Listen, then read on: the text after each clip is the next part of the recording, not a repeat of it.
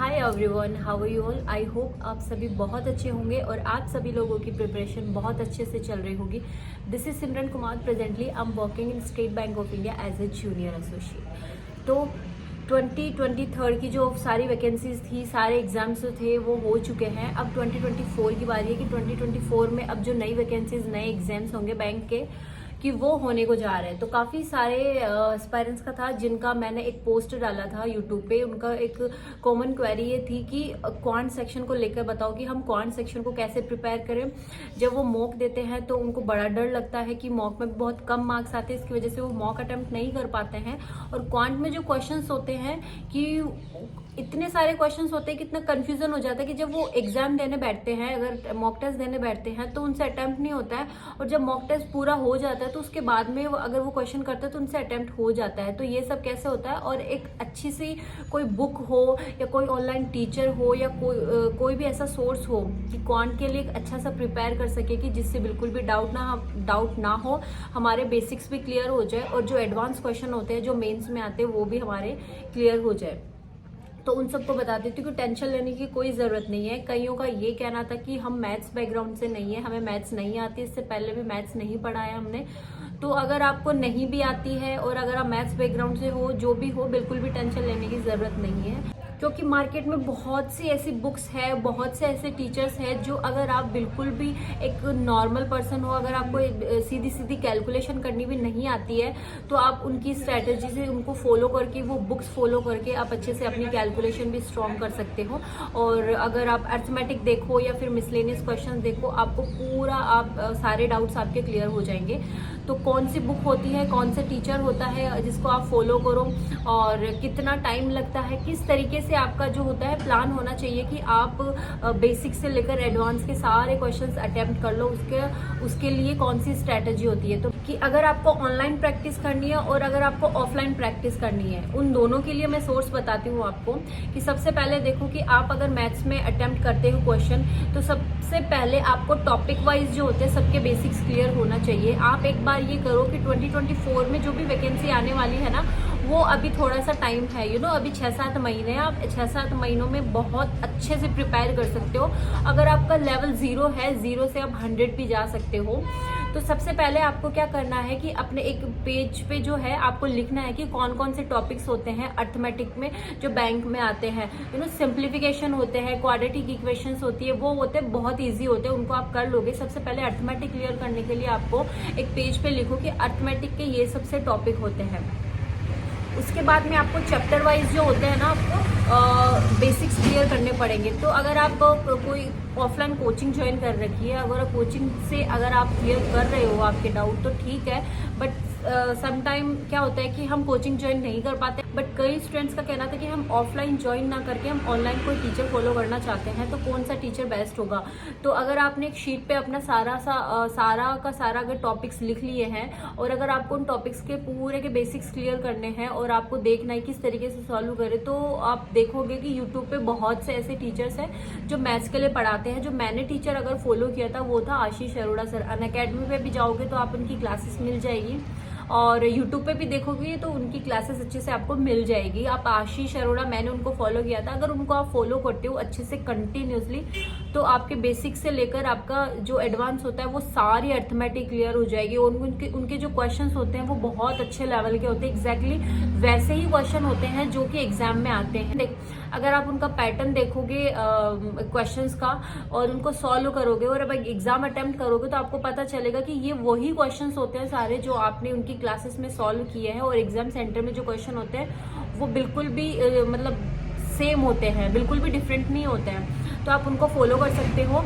और उसके बाद में कई स्टूडेंट का कहना है कि हम ऑफलाइन कोई बुक सजेस्ट कीजिए कि ऑफलाइन बुक से क्या हो कि हम समटाइम होता है कि आपने क्लासेस ले ली, आपने अपने नोट्स बना लिए, सब कुछ हो गया, बट अब प्रैक्टिस किस तरीके से करें, हमें क्वेश्चंस भी चाहिए होते हैं। ऑनलाइन में क्या होता है कि वहाँ टाइमर चलता रहता है, तो कई स्टूडेंट को अटेम्प्ट नहीं कर पाते हैं कि हमें ऑफलाइन सोर्स बताइए। तो ऑफलाइन भी अगर आप देखोगे तो आपके पास में बहुत से सोर्स होते हैं, बहुत सी बुक होती है मार्केट में। अगर मैंने ऑफलाइन प्रैक्टिस किया था तो एक केडी कैंपस की नीतू मैम की एक बुक होती है मैथ्स के लिए, बहुत से बेसिक से क्वेश्चन होते हैं वहाँ पे, तो आप वो सॉल्व कर सकते हो। उसके अलावा अड्डा की एक क्वांट एस करके नाम से एक बुक होती है, अगर मुझे उसका लिंक मिलेगा तो मैं उसको अगर अटैच कर दूंगी उसमें, कि वो बुक जो होती है अगर आप वो परचेस कर लेते हो, ऑनलाइन ऑर्डर करो, वो शायद अमेजन पे या फिर अड्डा की वेबसाइट पे जाके भी अगर आप परचेस करते हो तो वो आपको अच्छे से मिल जाएगी।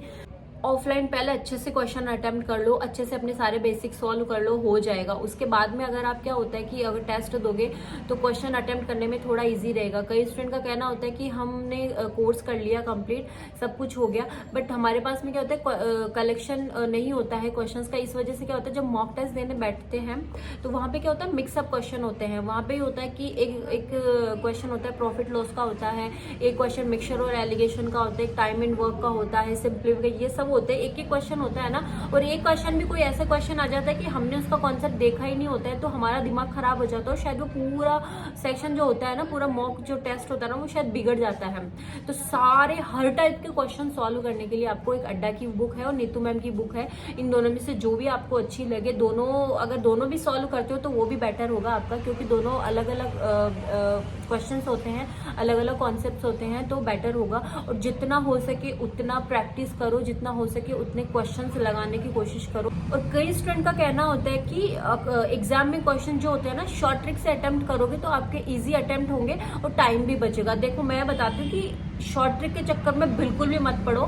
कई बार होता है कि हम क्लास में देखते हैं या कोई भी बुक होती है उसको शॉर्ट ट्रिक से करने की कोशिश करते हैं, उसका बेसिक हमें बिल्कुल भी नहीं पता होता है, और जब आप एग्जाम अटेम्प्ट करने जाओगे तो वहां पे अगर शॉर्ट ट्रिक गलती से अगर आप भूल गए तो वो बेसिक्स भी आपको नहीं पता, शॉर्ट ट्रिक भी आपको नहीं पता, और हो सकता है आपको वो क्वेश्चन भी अटेम्प्ट ना हो। शॉर्ट ट्रिक बाद में अटेम्प्ट करना, पहले इन सबके बेसिक्स क्लियर करो। और शॉर्ट ट्रिक क्या होती है कि एक इंसान का बनाया हुआ खुद का, जैसे मैंने कोई क्वेश्चन अटेम्प्ट किया, बहुत सारी प्रैक्टिस की, तो मुझे पता होता है कि इसके बाद का ये स्टेप होता है और ये स्टेप होता है, तो मैं क्या करूंगी, अगर 4 स्टेप होता है 2 स्टेप को हटा के मैं फर्स्ट से लास्ट पे आ जाऊंगी, तो वो मेरी शॉर्ट ट्रिक हो गई।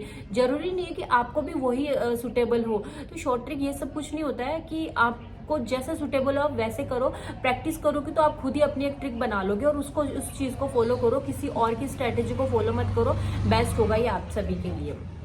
और फिर कईयों का कहना होता है कि हम प्री के क्वेश्चन अलग होते हैं और मेंस के क्वेश्चन अलग होते हैं, तो वो किस तरीके से अटेम्प्ट करें। हाँ, प्री में जो होते हैं थोड़े से नॉर्मल क्वेश्चन होते हैं, आप इजीली 35 आउट ऑफ 35 भी अटेम्प्ट कर सकते हो, बट मेंस का लेवल जो होता है ना वो बहुत ही एडवांस होता है। कि इन सब के लिए क्या करें, तो मैंने आपको बताया कि इन सब के लिए अगर ऑफलाइन प्रैक्टिस करना चाहते हो, अगर आप इंटरनेट से उठा लोगे, बहुत से ऐसे इंस्टीट्यूट्स हैं जो आपको फ्री PDF प्रोवाइड करते हैं। फ्री PDF लो, आप कोई भी मेंस के लो, लास्ट ईयर क्वेश्चन पेपर होते हैं वो भी होते हैं, तो लास्ट ईयर के क्वेश्चन पेपर भी आप अटेम्प्ट कर सकते हो, उनसे भी आपको आइडिया हो जाएगा कि किस एडवांस लेवल के जो होते हैं ना, कौन से लेवल के क्वेश्चन जो होते हैं ना वो एग्जाम में आते हैं, और वो बेटर रहेगा आपके लिए। और कोई भी PDF ले लो, या फिर मैंने आपको जो बुक बताई है उस बुक के अंदर भी जाओगे, अगर आप अड्डा की लोगे, अड्डा के अंदर प्री और मेंस दोनों के लिए क्वेश्चन होते हैं, तो आप लोगे तो आप मेंस पहले प्री के लिए प्री का सॉल्यूशन करो, उसके बाद में मेंस होगा तो मेंस के लिए आप जो है अटेम्प्ट कर सकते हो। और जैसे कई एस्पिरेंट जो होते हैं उनकी मैथ्स होती है थोड़ी सी स्ट्रांग होती है, ठीक है, तो जैसे मैं जब पढ़ती थी, मेरे जो साथ वाले थे उनमें से कुछ लोगों की जो मैथ्स थी वो थोड़ी सी स्ट्रांग थी, तो उनका ये कहना था कि हमें बेसिक्स ये सब आता है कि हमें और ज्यादा एडवांस लेवल की जो है प्रैक्टिस करनी है, तो उसके लिए ना क्वांटम कैट की एक बुक आती है, वो कैट लेवल के क्वेश्चन होते हैं, अगर वो सॉल्व करना चाहो तो आप सॉल्व कर सकते हो, ना भी करोगे तो भी आपका बैंक एग्जाम तो निकल जाएगा।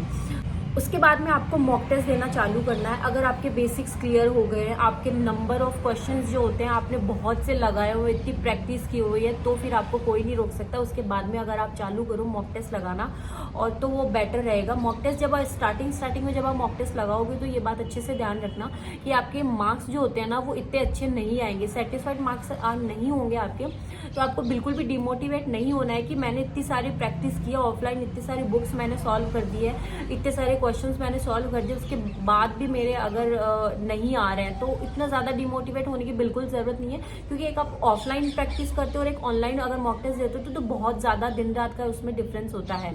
तो स्टार्टिंग में करोगे नहीं होगा, बट ये देखना अगर आपका मॉक टेस्ट फिनिश हो जाता है, फिर मैथ्स में जो क्वेश्चन होते हैं उसके बाद में सॉल्यूशन देखना, कि सॉल्यूशन में देखना कि आपको कितने क्वेश्चन जो होते हैं आ रहे हैं। अगर आपको सारे क्वेश्चन आ रहे हैं तो आपको बिल्कुल भी घबराने की जरूरत नहीं है, आपके कॉन्सेप्ट सारे क्लियर है। बट जो आपकी प्रॉब्लम है वो है कि टाइमर के साथ में प्रैक्टिस करना, वो धीरे धीरे आपका हो जाएगा कि रेगुलर मॉक टेस्ट दोगे तो आप। और अगर आपको उसमें जो है अगर क्वेश्चंस नहीं आ रहे हैं, जो मॉक टेस्ट में जो क्वेश्चन दिए हुए होते हैं वो नहीं आ रहे हैं, तो फिर आपको थोड़ा सा और उस पर वर्क करने की ज़रूरत है। उसके बाद में आपका कहना होगा कि कौन से मॉक टेस्ट होता है जो बेस्ट होता है। कोई से भी मॉक टेस्ट ले लो, सभी बेस्ट होते हैं, बट आपको फॉलो करने हैं 1 या 2 मॉक टेस्ट आपको रेगुलरली फॉलो करना है। तो कौन से मॉक टेस्ट फॉलो कर सकते हो? मैंने जो किया था वो मैंने अड्डा का किया था, टेक्स्ट बुक का किया था, स्मार्ट कीड़ा का किया था। उसके बाद में मैंने कभी कभी ओलीबोर्ड का भी दिया था, लेकिन मैं अगर 3 मॉक टेस्ट जो थे अच्छे से फॉलो करती हूँ, वो अड्डा के, टेक्स्ट बुक के और स्मार्ट कीड़ा के। इन तीनों के क्वेश्चन बहुत अच्छे होते हैं। इन तीनों के क्वेश्चन जो होते हैं वो पूरे एग्जाम लेवल के होते हैं। चाहो तो आप भी फॉलो कर सकते हो, और जो भी आप फॉलो कर रहे हो वो भी आप बेस्ट हो। कोई क्योंकि कईयों का होता है कि हम ओलीबोर्ड को फॉलो करते हैं, टेक्स्ट बुक को फॉलो नहीं करते हैं। तो ये सब क्या होगा कि हाँ कर सकते हो, जरूरी नहीं कि आप टेक्स्ट बुक को फॉलो करो, ओलीबोर्ड को फॉलो करो तो ही आपका सिलेक्शन होगा। जो भी आपका करने का मन, बट फॉलो करना, उसके क्वेश्चंस लगाना, उसके आंसर जो होते हैं आपको अगर नहीं आते हैं तो वो आपको उस पर वर्क करना है। अभी देखो 2024 स्टार्टिंग है, 2024 की सारी वैकेंसीज आना भी बाकी है, एग्जाम होना बाकी है। एम्पल अमाउंट ऑफ टाइम जो है आपके पास में इतना ज्यादा है कि अगर आपसे आज से भी शुरू करते हो तो जब तक एग्जाम होगा आप उसमें इतने एडवांस हो जाओगे। 35 आउट ऑफ 35 लाना मार्क्स बिल्कुल भी इम्पॉसिबल नहीं है। आप चाहो तो अटेम्प्ट 100 प्री में 100 मार्क्स का क्वेश्चन होता है ना, अगर उसमें देखोगे ना, अगर आप रीजनिंग है, मैथ्स और इंग्लिश है, 90 प्लस तो आप इजीली ले आ सकते हो अगर अभी से सीरियस होके अगर आप एग्जाम तक की पढ़ाई करते हो। और बात रही मेंस की कट ऑफ ज्यादा नहीं जाती है। मैथ्स की टफ क्वेश्चन जो होते हैं वो थोड़े से टफ आते हैं, और कट ऑफ भी जो होती है उनकी थोड़ी सी कम जाती है। मीन अगर देखा जाए तो 10-11 नंबर जाती है, और आप इजीली अगर आप अभी से तैयारी कर रहे हो तो 20 से प्लस जो होते हैं आप क्वेश्चंस अटेम्प्ट कर सकते हो। तो बेस्ट होगा अभी से करना चालू कर दो। और जो भी डाउट्स होते हैं आपको प्लीज कमेंट सेक्शन में मुझे बताना कि किस चीज में डाउट होता है। मेरे पास में कमेंट आए थे, 2-3 कमेंट मैंने पढ़े थे बार बार में टेलीग्राम पे और इंस्टाग्राम पे और यूट्यूब पे कि हमें मैथ्स के लिए चाहिए, तो मैंने मैथ्स के लिए वीडियो बनाया। और भी अगर कोई भी क्वेश्चन हो आपके तो प्लीज मुझे मैसेज करके बताइए। तब तक के लिए बाय बाय।